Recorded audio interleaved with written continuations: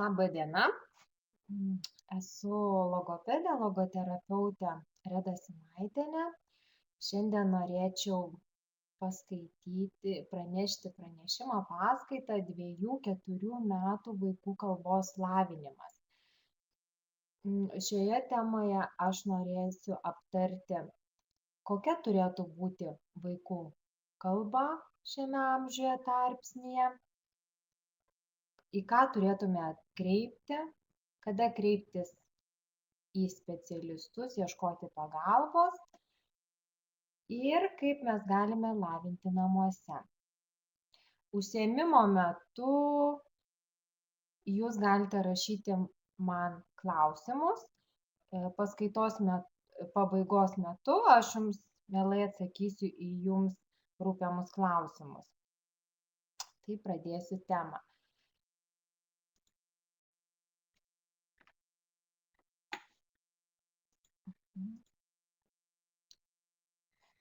Kalba tobuliausia bendravimo priemonė, kurios dėka vaikas įgyja žinias apie jį supantį pasaulį, reiškia norus, jausmus, mintis.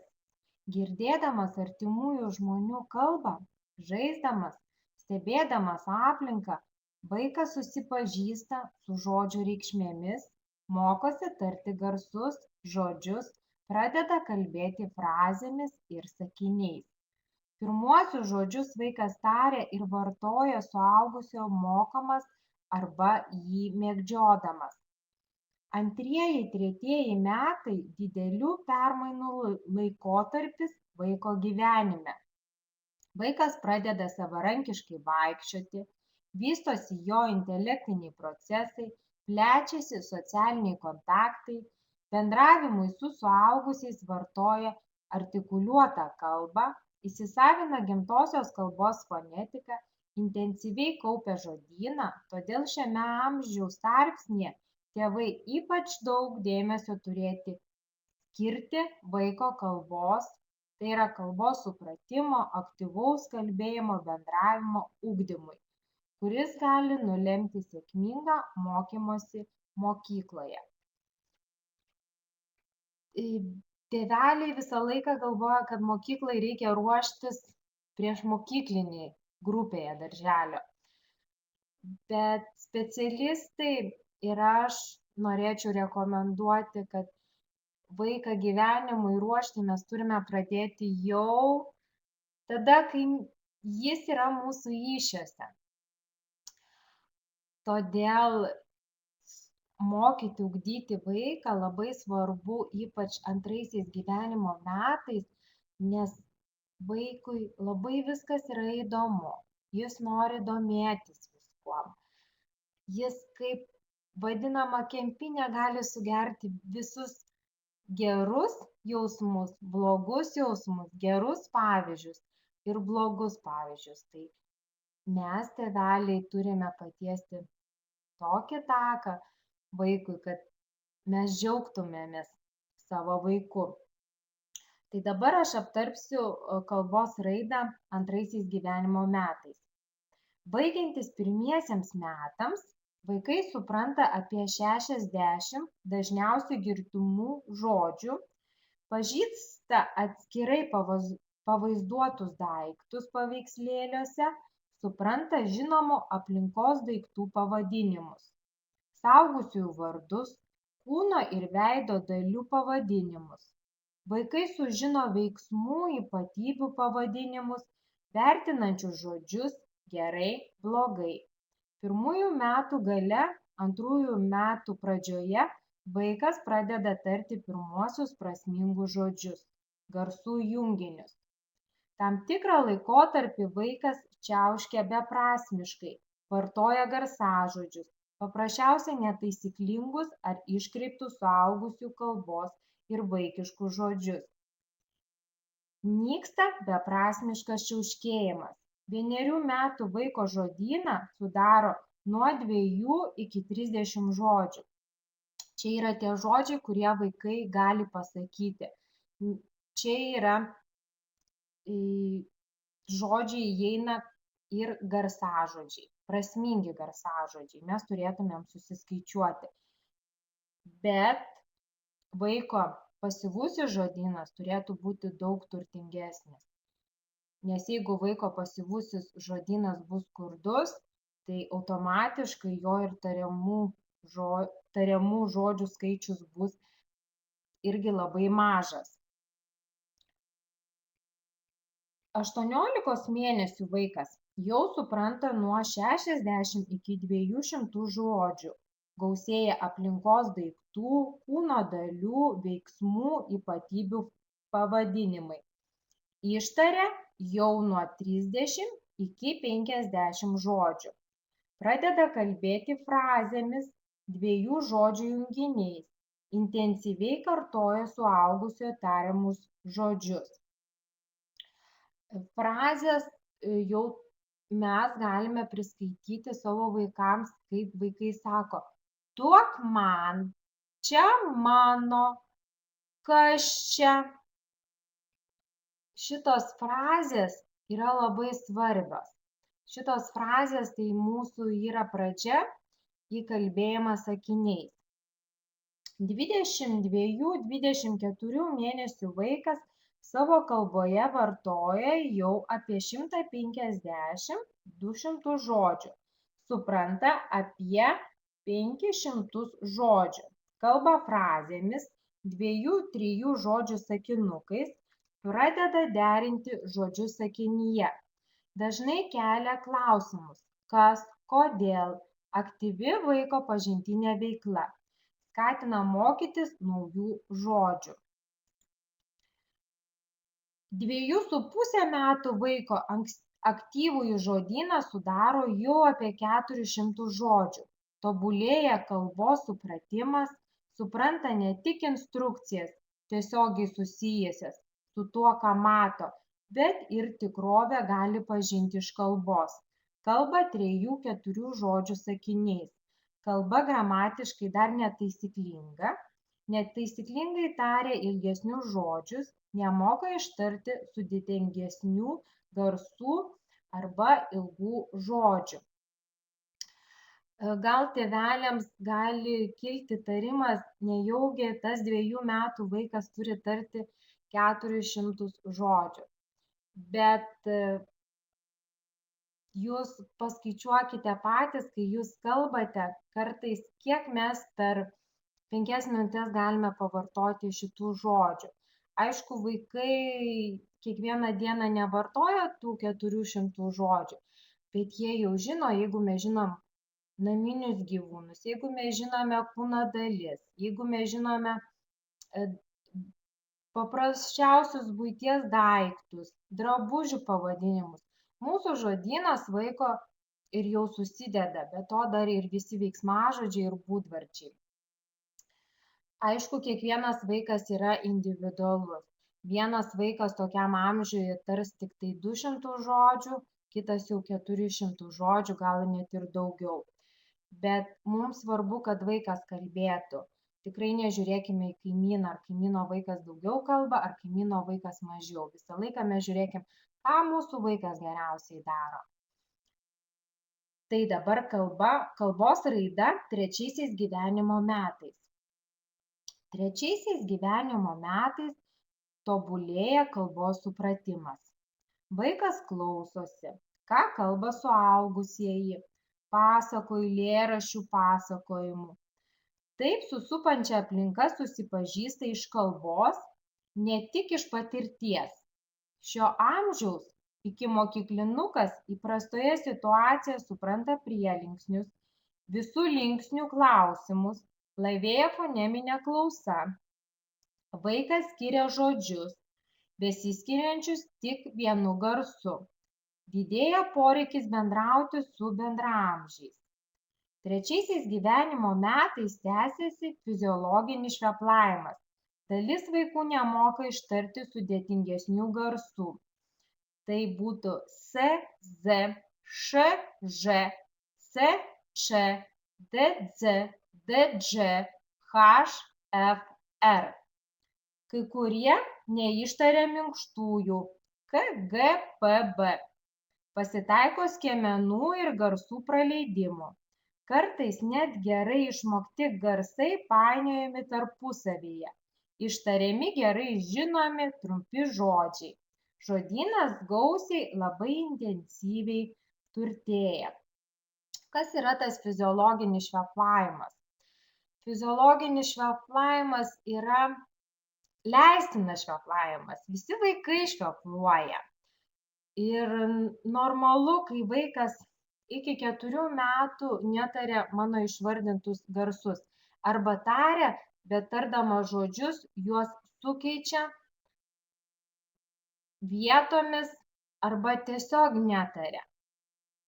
Tai rodo, kad dar jo yra nepakankamai išlavėjusi foneminė klausa. R garsą vaikas gali netarti net iki 5 metų ir tai yra nelaikomas sutrikimas. Aišku, jau reikėtų pradėti lavinti liežuvėlį, apie tai pakalbėsime truputį vėliau, bet tėveliai nenusiminkite. Visada žinokite, kad iki 4 metų vaikų kalba yra netaisoma, jiems leidžiame švepluoti. Bet jeigu vaikas jau yra 4 metų ir labai švepluoja, būtina kreiptis į specialistus. 3 metų vaikai žino vidutiniškai apie 1200–1500 žodžių. Žodyne atsiranda visos kalbos dalys. Vyrauja daiktavardžiai ir veiksmažodžiai. Automatiškai jie kartoja daugelį žodžių, bet vis daugiau vietos užima sąmoningas kartojimas.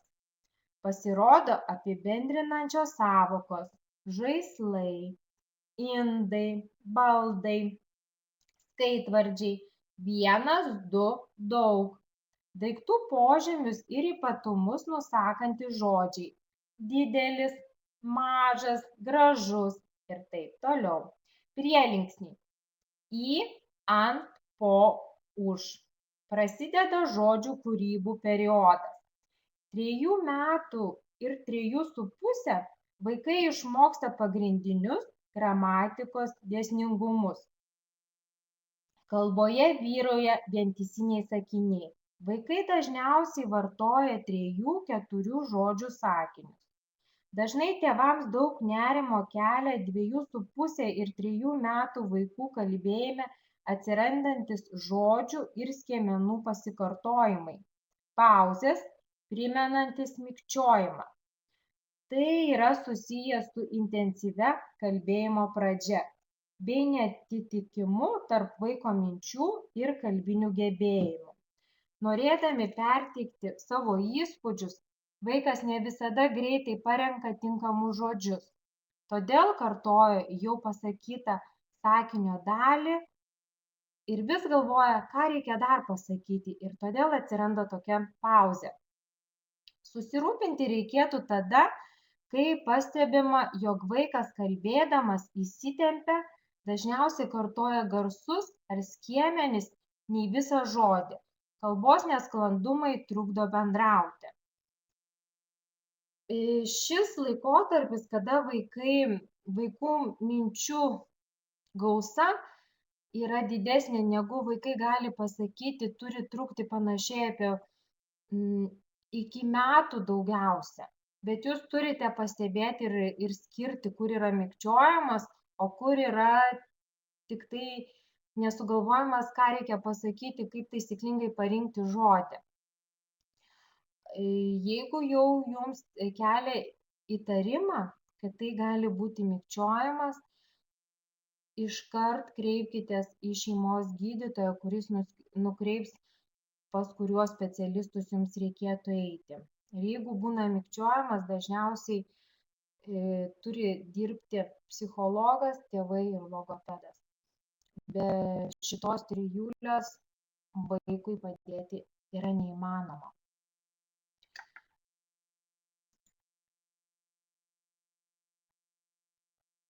Dabar norėčiau atkreipti dėmesį, ką turėtų 2 gyvenimo metais vaikas mokėti. Supranta ir vykdo paprastus prašymus. Duok lėlę, duok batą. Žino, ką daryti pažįstamose situacijose. Išeinant iš namų, kad reikia uždaryti duris. Valgant, kad reikia valgyti su šaukšteliu. Atėjus naujam žmogui pasisveikinti. Parodo žinomus daiktus paveikslėlyje. Taria 2 žodžių frazes. Įvardija daiktus, kuriuos dažniausiai mato savo aplinkoje. 3 gyvenimo metais vaikas jau turi vykdyti 2 dalių nuoseklius nurodymus. Pavyzdžiui, paimk lėlę ir atnešk man.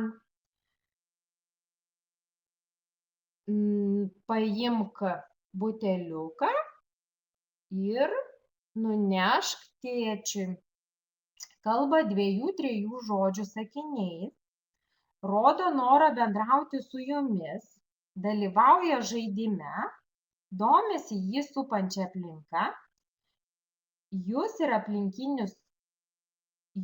aplinkiniai supranta, ką vaikas kalba. 4-mečių kalba. Dar tada truputį pakalbėsiu, peršokau truputį, kada kreiptis į logopedą. Į logopedą reikėtų kreiptis, jeigu 2 metų vaikas nepasako nei vieno žodžio, nesupranta paliepimų, nesupranta sąvokų didelis, mažas, toks pat, jeigu nereaguoja šaukiamas vardu, jei aplinkiniai nesupranta, ką kalba jūsų 3 metų vaikas. Jau čia išvardinti patys blogiausi dalykai, ką vaikas negalėtų daryti. Ir jeigu jūs pastebėjote, kad jūsų vaikas tikrai neatlieka šitų dalykų, kuriuos aš išvardinu, tikrai kreipkitės į specialistą. Ir dar norėčiau paminėti daugumą senosios kartos atstovų kalba taip, kad lygina berniukus ir mergaites. Sako, berniukai pradeda kalbėti vėliau, o mergaitės anksčiau. Tai yra netiesa, nėra jokių mokslinių tyrimų atlikta. Tiesiog kažkada kažkas pasakė ir gavosi kaip ir pasiteisinimas, kodėl berniukai nekalba, kodėl mergaitės anksčiau kalba. Tai nesiorientuokite į šitos mitus, o kreipkitės į specialistus. Taip, 4-mečio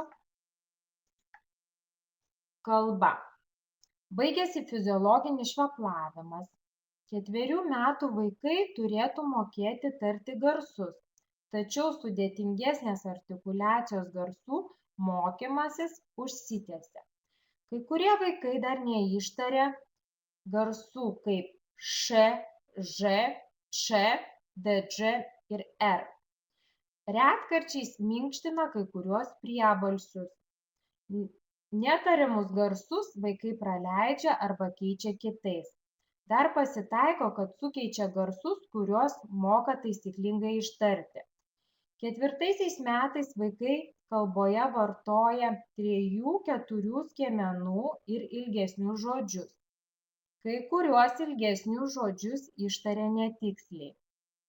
Toliau gausėja žodynas. Šiame amžiuje vaikai sukuria daug naujų žodžių. 4 metų vaikų kalba gramatiškai gana taisyklinga turėtų būti. Tinkamai vartojami veiksmažodžių linksniai, daiktavardžių skaičiai, giminės, žodžiai derinami.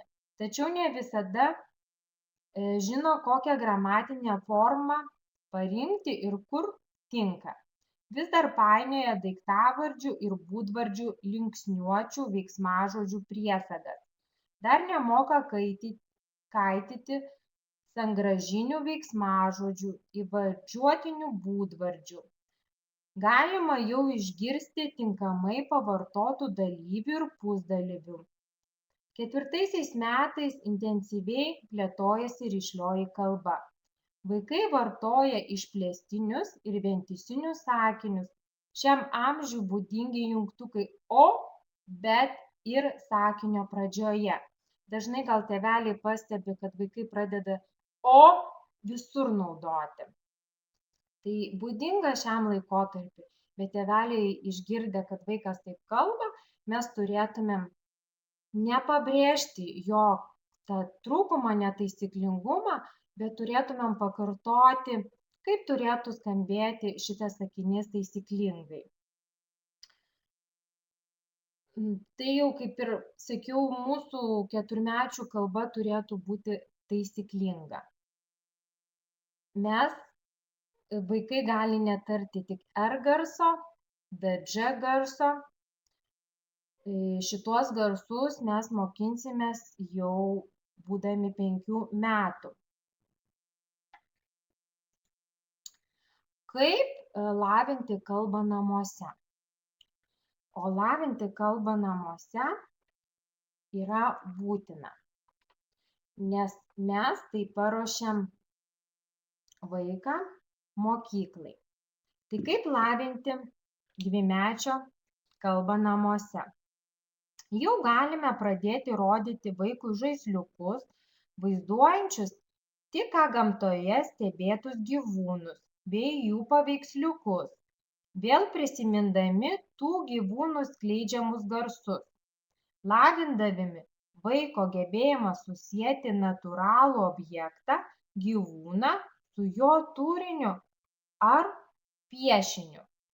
Vaikas pradeda daryti tam tikrus apibendrinimus, leidžiančius net labai skirtingai atrodančius gyvūnus priskirti vienai grupiai. Pavyzdžiui, vaikas jau gali pasakyti, jeigu jis turi baltą šuniuką, o kaimynas juodą. Jau vaikas gali atskirti, kad čia yra šuo, bet jis yra skirtingas.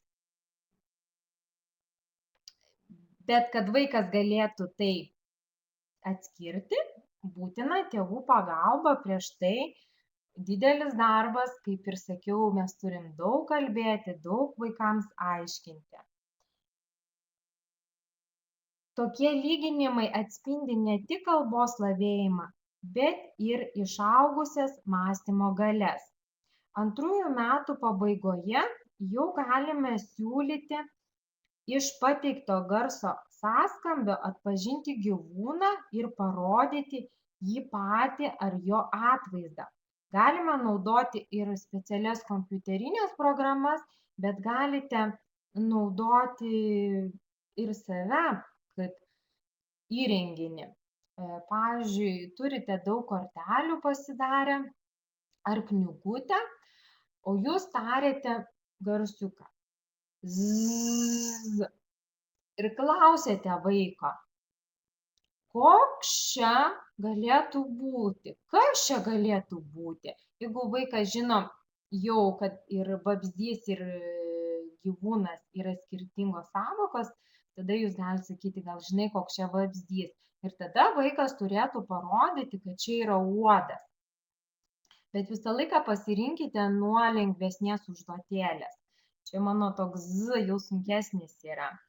Pavyzdžiui, ko, sakot.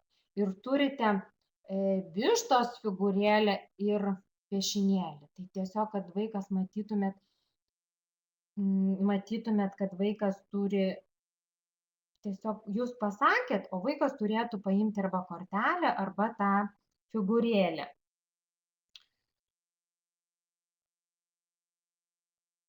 Lygiai taip pat galima sieti kitus objektus su jų skleidžiamais garsais. Lėktuvo ūžimas ir jo paveikslėlis, važiuojantis automobilis, kepama kiaušinienė ir taip toliau.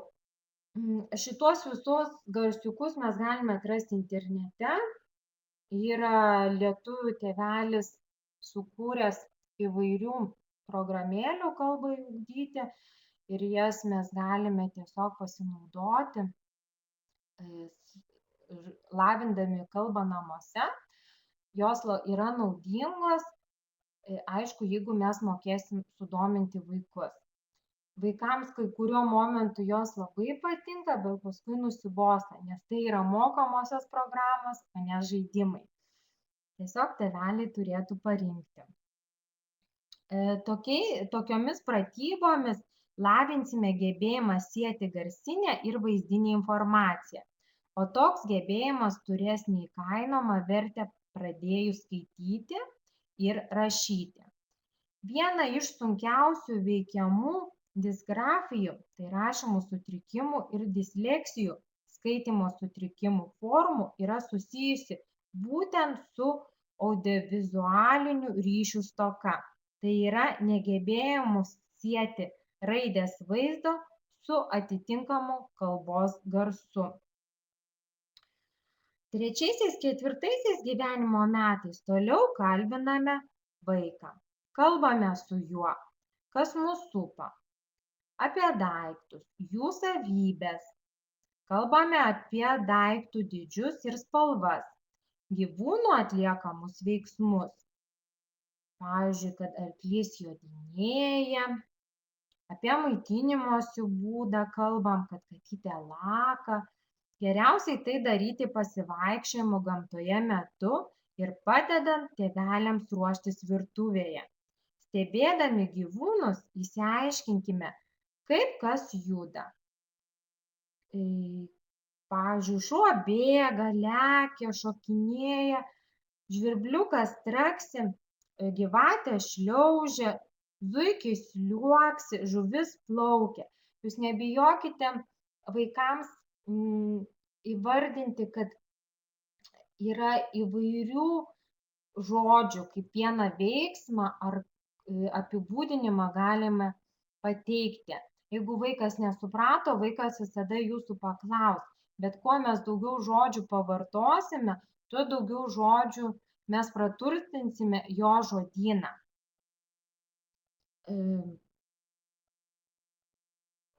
4 metais ir 4 metų pabaigoje reikėtų labiau atkreipti dėmesį į daiktų dydžius. Pradėti vaikams sudaryti dydžio reliatyvumo sąvoką. Pagal dydį lyginti akmenis, gyvūnus, pagal aukštį medžius, namus, pagal ilgį ir plotį kaspinus, diržus, virveles, kelius, takelius. Palyginimų metu būtina akcentuoti šių savybių nepastovumą. Ne vienas daiktas negali visada būti didesnis arba visada mažesnis. Tai vaikams reikėtų išaiškinti. Viskas priklauso nuo to, ką su kuo lygini. Pavyzdžiui, kai lyginam apelsiną su mandarinu, tai automatiškai apelsinas yra kaip ir didelis, didesnis už mandariną. Bet jeigu mes prie apelsino padėsime arbūzą, tai jau apelsinas bus mažesnis, o arbūzas bus didesnis. Ir vaikams visada bus lengviau suprasti, jeigu mes viską pasakosim, rodysime su buityje esančiais daiktais, maistu, drabužiais arba gamtoje esančiais dalykais. Šiame amžiuje reikia pradėti lyginti ir daiktų grupės, nustatant, kur daiktų yra daugiau, tačiau jų neperskaičiuojant. Lengviausia pradėti tai daryti lyginant birių medžiagų kiekį. Pavyzdžiui, paimate 2 stiklinės, į vieną pripila daugiau, į kitą mažiau pripilat ir taip vaikui aiškinat, kad kur yra daugiau, kur yra mažiau. Tada vaikui tos sąvokos geriau įsisavins vienas ir daug. Vėliau mokomės palyginti daiktų kiekį 2 grupėse, jų neperskaičiuodami. Pavyzdžiui, vienoje eilutėje turim 10 eglučių, o kitoje jau, kaip čia pasakyti, o kitoje turim 10 grybukų po eglutėmis. Mokame sąvokas tiek pat ir po lygiai. Bet šitą mes jau turėtume mokintis, kai jau mes artėjame lik 5 metų. Labai svarbu vaikų lavinime yra mūsų artikuliacinio aparato lavinimas. Jeigu mūsų yra neišlavėjęs artikuliacinis aparatas, daugumą garsiukų mes tarsime netaisyklingai. Tarsime netaisyklingai ne todėl, kad neišlavėjusi foneminė klausa, o todėl, kad vaikas nesuvokia, kokia liežuvio pozicija turėtų būti tariant vienus ar kitus garsiukus. Kalbos padargų motorikos lavinimas sudaro pagrindą tarimo mokymui. Vaikų turinčių kalbos sutrikimų artikuliacinis aparatas paprastai nepakankamai išlavėjęs. Pakitęs veido raumenų ir liežuvio tonusas, liežuvio judesiai nėra tikslūs ir izoliuoti. Kartais yra net padidėjęs seilėtekis. Visa tai padeda šalinti sistemingai lavint artikuliacinį aparatą. Dabar truputį apie seilėtekį užsiminiau. Vaiko seilėtekis yra normalu iki metų, o nuo metų seilėtekis jau turėtų būti dingęs. Jeigu jis yra, jūs būtinai irgi kreipkitės pas specialistus. Tai gali būti tiesiog, kad artikuliacinio aparato tonusas labai yra silpnas, arba gali būti kažkurių sutrikimų pradžia. Kaip dabar mes lavinam tą aparatą namuose? Namuose lavinti labai lengva yra. Jeigu jūs turite gerą ryšį, o turbūt ir turite gerą ryšį, o jeigu neturite, reikia sukurti su vaiku šitą gerą ryšį ir su juo žaisti. Pirmiausia, galime paprasčiausiai lūpų ir skruostų mankštą išpūsti abudu žandukus ir sakysime, mūsų žandukai kaip burbulai. Išpūsti skruostus į vieną ir kitą. Vaikui iš pirmo, tai yra ypač dvimečiams, yra sunku suvokti, kaip reikia išpūsti tuos žandukus. Jūs visą laiką pasitelkite savo išmonę, pasitelkite veidrodį ir kartokite daug kartų, kol vaikas supras. Ir kiekvieną savo atliekamą judesį, kad būtų įdomiau ir vaikui priimtiniau, sugalvokite pavadinimą. Pavyzdžiui, kaip atrodo žuvytė? Mes įtraukiame skruostus. Kaip atrodo balionas? Mes išpučiam skruostus. Kaip paslėpti lūpytes? Mes lūpytes paslėpiam, jas įtraukiame. Labai smagus žaidimas vaikams yra paimti pieštuką arba tiesiog valgomą kokią lazdelę, įsidėti virš lūpų ir bandyti kuo ilgiau išlaikyti. Tai yra sunkus pratimas, bet ir tuo pačiu labai įdomus pratimas. Taip pat galite vaikus, jeigu jūsų vaikas yra, matote, kad prasižiojęs truputį, tai irgi oralinio aparato tonusas silpnas, tada jūs galite įsikišti tarp lūpyčių šiaudelį ir susitarti.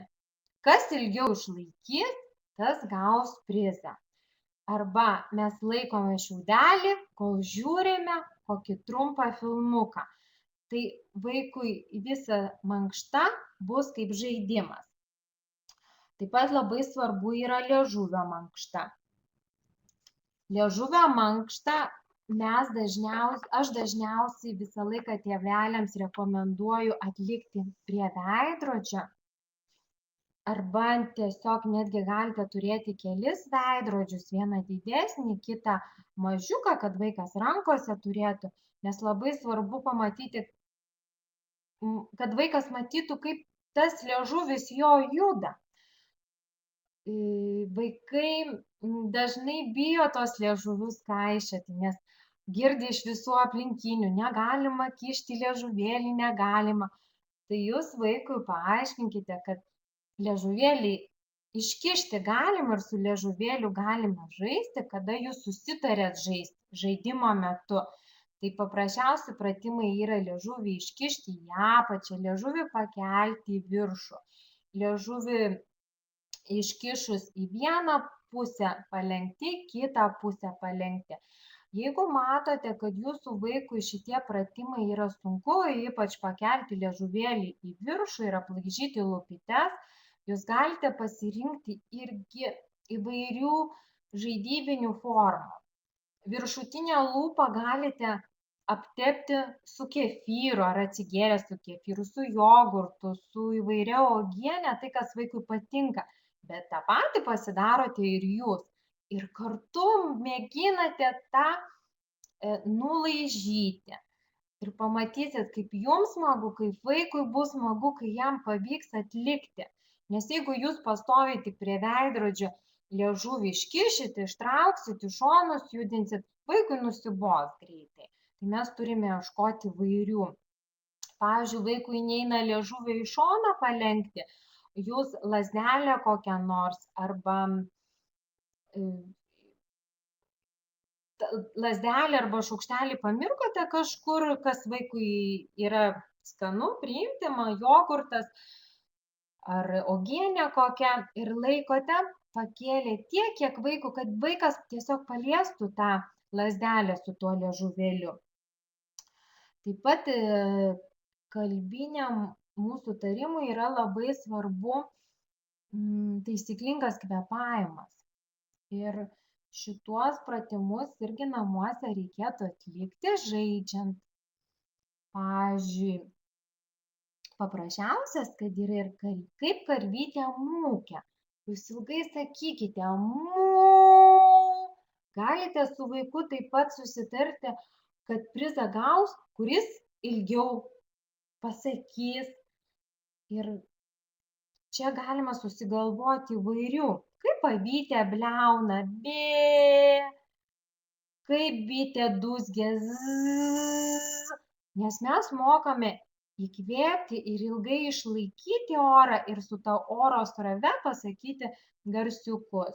Tuo pačiu, jeigu vaikui neišeina tarti garsą š, mes neakcentuojame tą garsą, kad š neišeina, o tiesiog rodome, kaip ošia vėjas, sakom š. Visą laiką pabrėžiam, jeigu vėjas sako š, vėjas yra piktas, tai ir mūsų lūpytės truputį piktos būna. Ir kai lūpytės mūsų piktesnės, mums išeina garsiukas š. Pavyzdžiui, vandenukas, kai bėga, vandenukas sako s. Ir vandenuko srovė bėga į apačią, tada ir mūsų liežuvėlis turi būti apačioje. Tokie paprasčiausiai pratimai. Galima namuose prisigalvoti įvairius pūtimo pratimus. Jie yra smagūs, įdomus ir labai naudingi. Balionų pūtimas tinka vyresniems vaikams, bet su balionais būkite atsargūs. Aš tiesiog kaip mama gal rekomenduoju, kiekvieną balioną turėtų pirmą pūsti mama ir tėtis, pasižiūrėti, ar jie yra saugūs, nes šiais laikais vaikai pučia, o paskui vaikui sprogsta, tas balionas gali ir susižeisti ir įsigąsti. Labai naudinga yra muilo burbulų pūtimas. Aišku, vaikams tas pūtimas yra sunku, tada jeigu matot, kad neišeina vaikui pūsti muilo burbulus, pasimkite tiesiog plunksnas. Pasidėkite plunksnas, nupūskite nuo delno. Jau išmokot plunksną nupūsti, kad vaikui būtų įdomiau, sugalvokite žaisti stalo futbolą. Pasidarote vartelius, pasiemate plunksną arba vatos gumuliuką ir pučiate. Jeigu matote, kad vaikui nelabai sekasi pūsti, tada padėkite į šono, kad vaikui atsirastų motyvacija, kad vaikas patikėtų savo jėgomis. Pūskite kartu su juo ir vaikas pamatysit, kaip jis norės pūsti. Pūskite įvairias dūdeles, įvairias armonikėles, žvakę mokinkitės pūsti, nes ir vaikams smagu, ir tėveliams smagu, kai mokate užpūsti ant torto žvakutes. Čia matote nuotraukose, skaidrėse keletą pratimų, kuriuos galite pasidaryti namuose. Aš esu iš tų logopedžių, gal kad pati turiu vaikų, kad nebūtinai pirkti įvairiausių žaislų, kad mes lavintumėm vaiko kalbą, kad mes lavintume jo intelektinius gebėjimus. Mums tiesiog reikia pažiūrėti, ką mes turime namuose, kaip mes galime panaudoti, nes vaikai yra tokie, kad jie gauna daiktą ar žaidimą, jie žaidžia, jiems nuobodu ir viskas, ir jo jie nebereikia. O jeigu jūs namuose pasidarėte iš turimų dalykų, iš antrinių žaliavų, jums ir negaila juos išmesti. O nupirktus žaisliukus mes ir saugosim. Aišku, žaislai vaikui yra būtini, bet lavinti mes galime ir be žaislų. Pavyzdžiui, mažiukus užsukti dangtelį. Vaikams sunkiai sekasi tas judesys. Mes galime pridėti įvairių stiklainių, didelių, mažų, paimti dangtelius ir vaikus mokinti juos susukti. Vaikas pirmą lavės vaiko ir smulkioji motorika, apie kurią aš pakalbėsiu truputį vėliau, bet ir vizualinis, jam reiks atrinkti, kuris dangtelis, kuriam stiklainiui tinka. Taip pat žaiskite namuose su šaukštu, kad jūsų lavėtų irgi rankos koordinacija, paimkite įvairių kruopų. Į tas kruopas galite maišyti kaštonus, indelius ir tiesiog vaiko užduotis, kad tau reikia iš šito indo su šaukštu išimti tik kaštonus. Tai mes jau, kad formuojame, vaikas vizualiai mato, kad jam reikia išimti kaštonus. Tai išima kaštonus. Kai vaikas yra didesnis ir jeigu vaikui labai patinka raidelės, mes galime įmesti į kruopas ar į smėlį įvairių raidelių ir sakyti, tu turi ant tokios raidės padėti tokią būtent raidę ištraukti. Tai mes mokame raides. Jeigu mes norime ugdyti spalvas, su šaukšteliu ir tokiu pat principu galime įverti įvairių sagų, tų pačių raidžių, kamuoliukų ir parinkti taip pat 4 indelius su atskirom spalvom. Ir tiesiog su ranka, su šaukšteliu viską sudėlioti, mes pamokinsime vaiką rikiuoti, rūšiuoti ir įvardinti spalvas. Taip pat yra, galima namuose nežinau, ne visuose namuose, aišku, dabar yra džiovyklės turim, bet kiekvienoje parduotuvėje atrasite skalbimo segtukų. Skalbimo segtukų yra įvairių. Tai mes pirmą turime vaiką išmokinti ir kaip reikia sekti tą segtuką. Mes sekti galime viską, mes galime sekti drabužius, mes galime juos prisegti kažkur, galima pasidaryti saulę kaip rutuliuką, padalinti 4 spalvas, 4 pagrindinės spalvos ir taip pat, kad vaikai susektų tokios pat spalvos segtuką prie tokios pat spalvos. Taip pat labai vaikams naudinga yra pilstyti. Pavyzdžiui, turite indelius, turite ąsotėlį ir sakyti, kad į mėlyną indelį pripilk daugiau, į žalią pripilk mažiau. Tai yra paprasti dalykai, bet labai naudingi dalykai, kurie palengvins namuose jūsų žaidimą.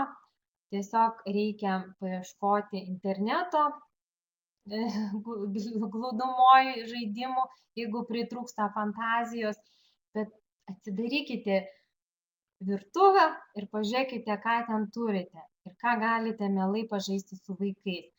O tėveliai labai dažnai pastebi, kad vaikai iš tikrųjų labiau domisi buitiniais žaidimais negu spalvingais plastmasiniais žaislais.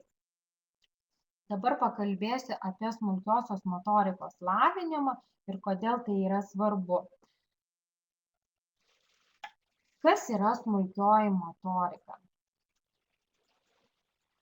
Tai judesiai, kuriuos atliekant dalyvauja smulkieji kūno raumenys, pirštų, riešų, akių.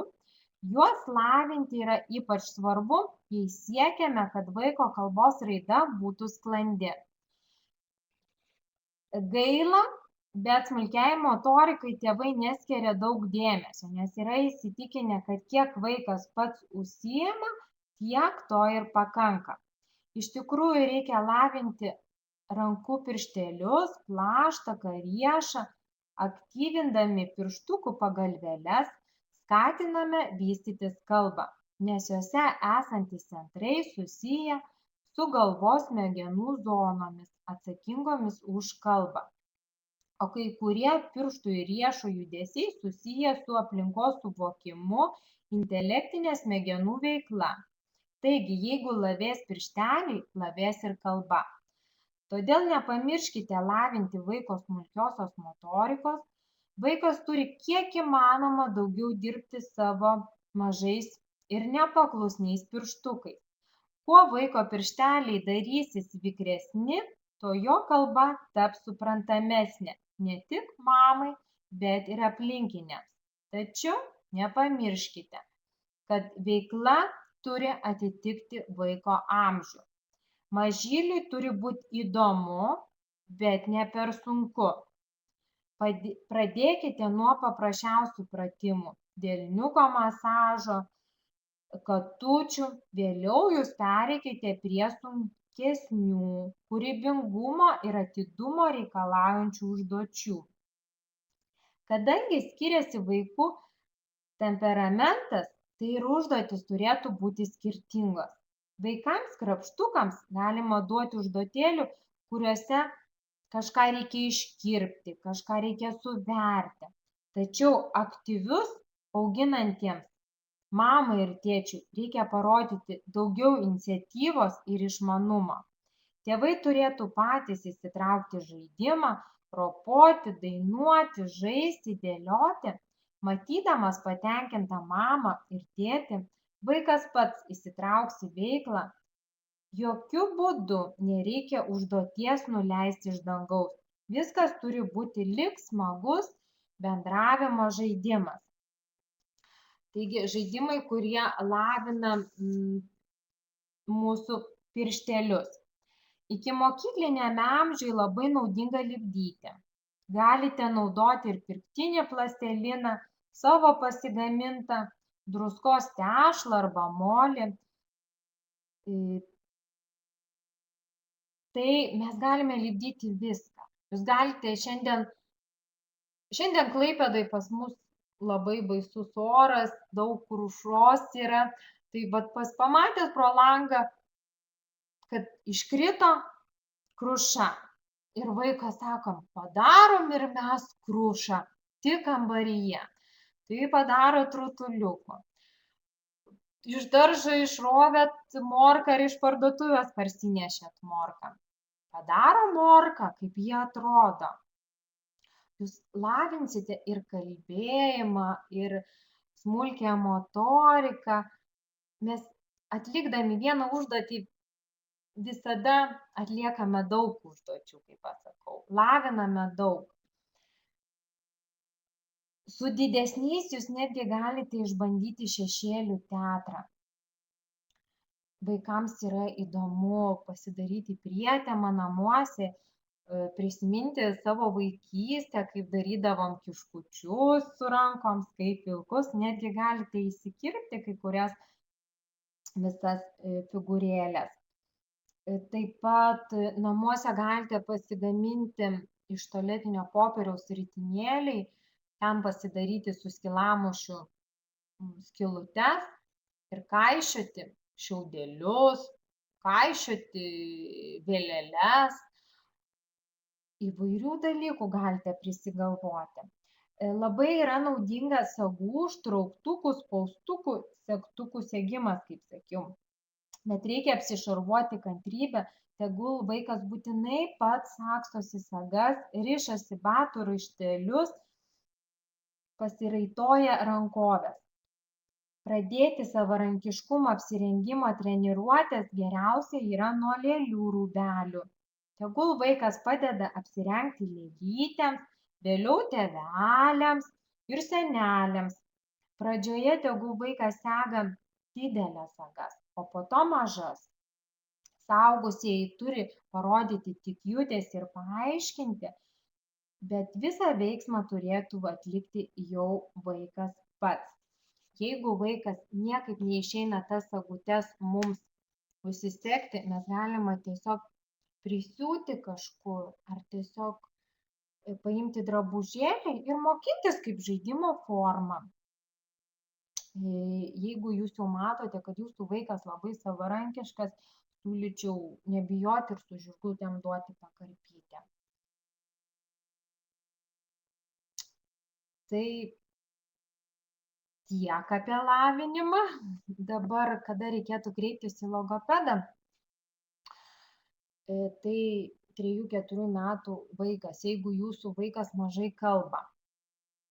Tas mažai kalba, tai neturėtų būti, būna, esam įvairių žmonių.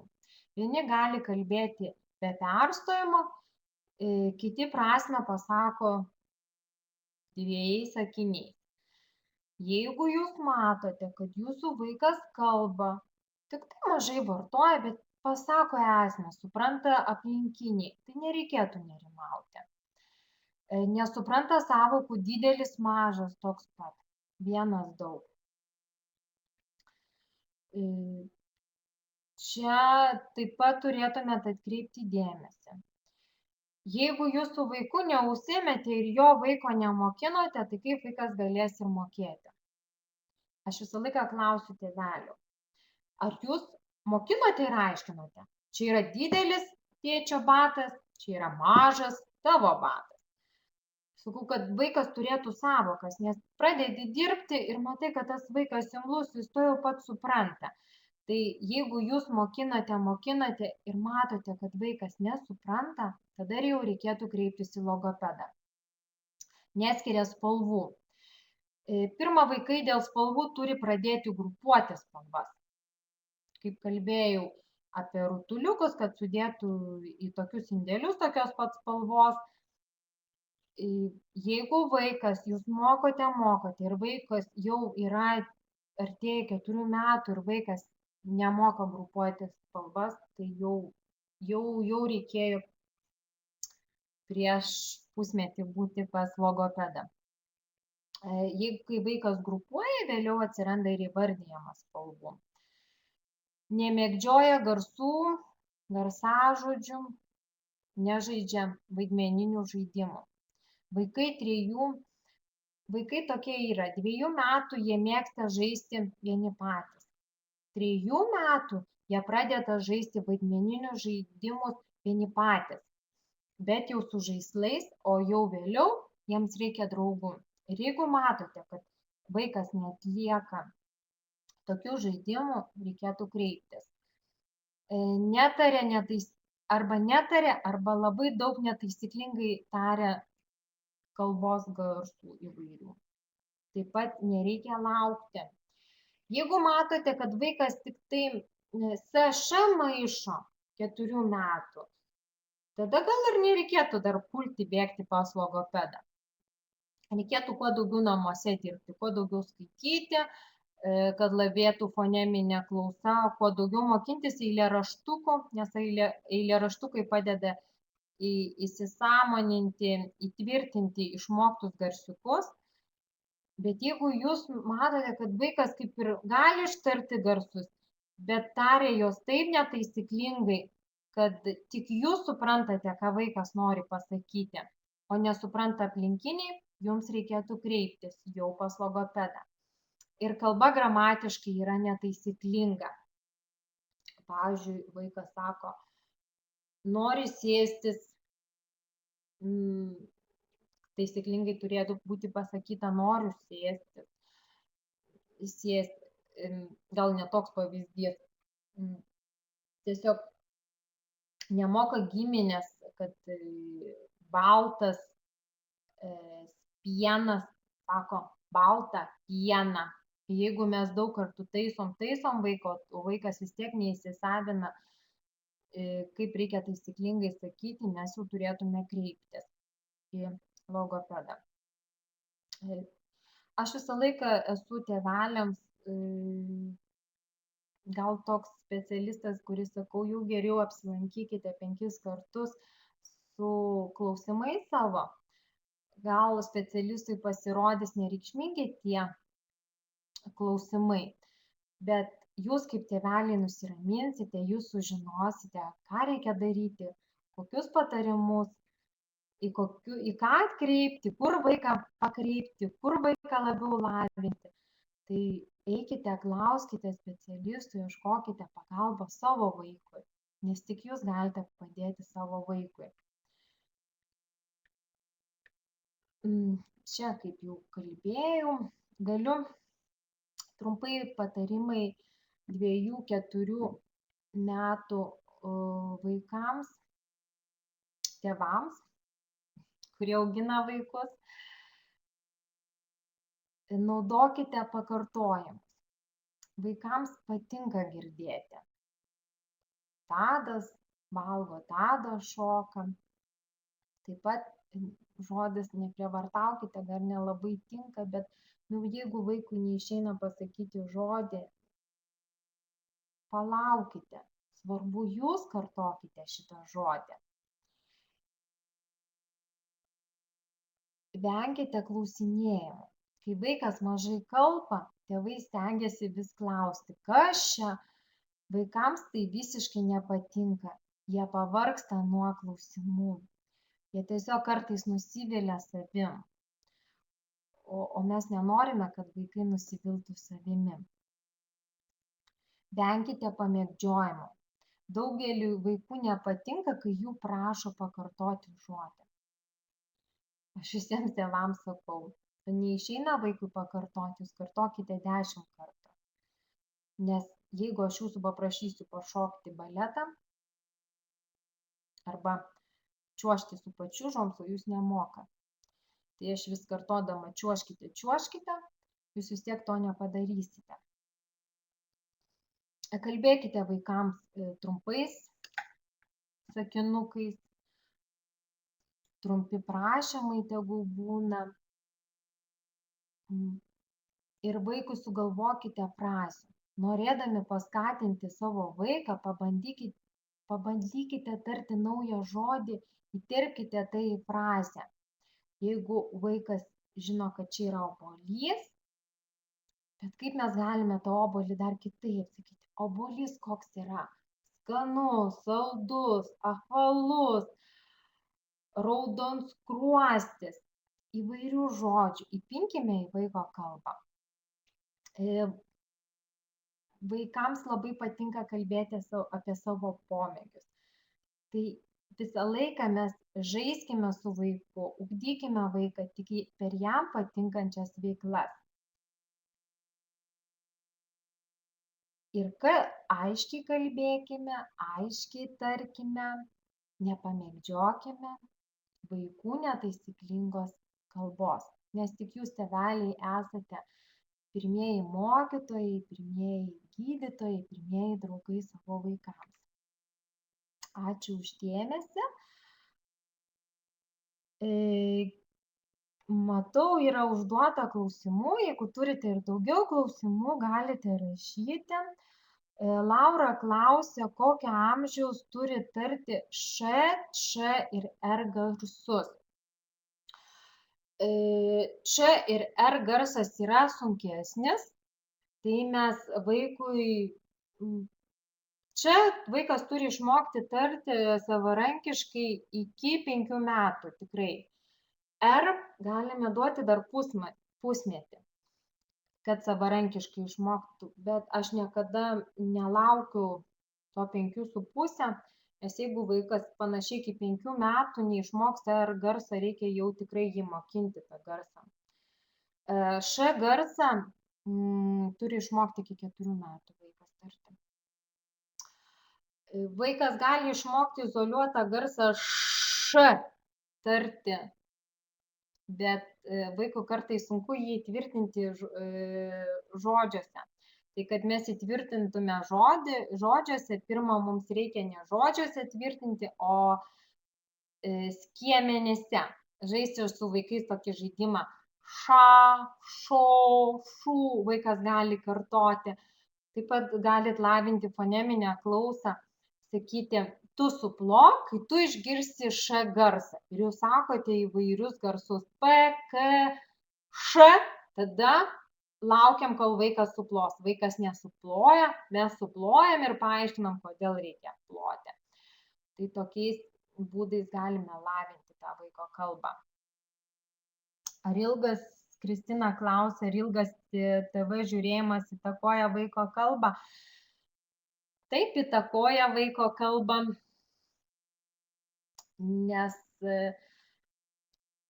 daug mokslinių tyrimų šiuo metu yra atliekami, bet jau patvirtintų studijų kaip ir nėra. Bet klausydami vaikai televizorių, jie girdi tam tikrus tembrus, kurie nesudaro vaikų galvose, smegenyse taisyklingas tariamas fonemas, kaip jas reikia tarti.